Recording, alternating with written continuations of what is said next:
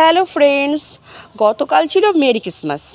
তো আমরা সন্ধ্যাবেলায় বেরিয়ে পড়েছিলাম মেলায় যাব উদ্দেশ্যেই, কিন্তু আমরা গিয়েছিলাম সল্টলেকে করুণাময়ী মেলাটায়।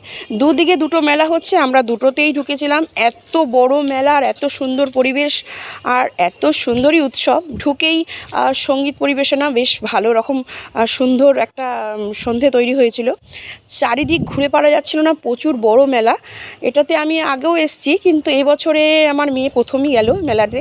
তো দেখো কত স্টল দিয়েছে, ঢুকেই পিঠে পুলি থেকে শুরু করে অনেক রকম খাবারই পাওয়া যাচ্ছিল।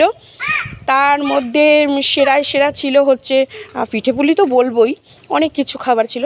আর এখানে একটা বিশেষত্ব দেখলাম, মানে পাথরের অনেক রকম, হরেক রকম বলবো, আসবাবপত্র থেকে শুরু করে ফার্নিচারও আমি দেখেছি। আর মেলাটাতে নানান রকম জিনিস পাওয়া যাচ্ছিল। এই যে আমি ভিডিও করেছি কিছুটা, তো পাথরের জিনিসগুলো ভীষণ সুন্দর ছিল। তাতে নানান রকম হরেক রকম কলকা বলবো কারি জিনিস ছিল।